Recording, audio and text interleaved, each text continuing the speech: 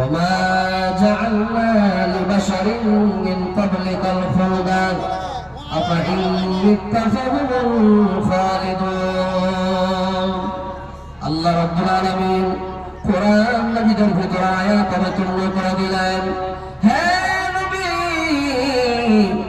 আপনার পূর্বে যত মানুষ দুনিয়াতে এসেছিল, আপনার পূর্বে যত মানুষ এই দুনিয়াতে এসেছে, আমি আল্লাহ কোন মানুষকে উন্নত মানের জীবন দান করিনি, কোন মানুষকে আমি উন্নত মানের জীবন দান করিনি, কোন মানুষ চিরদিনের জন্য বেঁচে থাকতে পারেনি। অতএব যদি তাদেরকে মরতে হয়, তাদেরকে যদি মরণের স্বাদ গ্রহণ করতে হয়, তাহলে আপনাকে মরণের স্বাদ গ্রহণ করতে হবে। আপনিও ভুবন ছেড়ে একদিন চলে যাবে।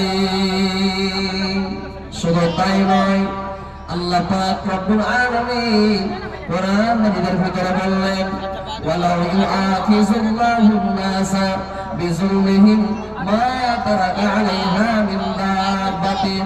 আল্লাহ রাব্বুল আলামিন বললেন, ও দুনিয়ার মানুষ, ভালো করে শুনে নাও, এর হাতিয়ারের আগের মানুষ, ও কাদিনা ডিস্ট্রিক্টের মানুষ, ভালো করে শোনো।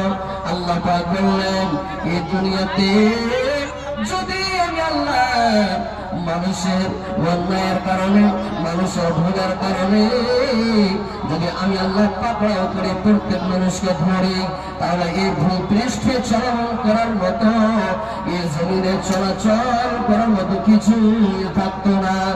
এই জমিনে চলাচল করার মতো কিছুই বাকি আমি আল্লাহ ছাড়তাম না। কিন্তু আমি আল্লাহ রাব্বুল আলামিন প্রত্যেক প্রাণীকে একটা সময় পর্যন্ত আমি আল্লাহ ছাড় দিয়ে রেখেছি, আমি আল্লাহ ছাড় দিয়েছি, অবকাশ দিয়েছি প্রত্যেক প্রাণীকে।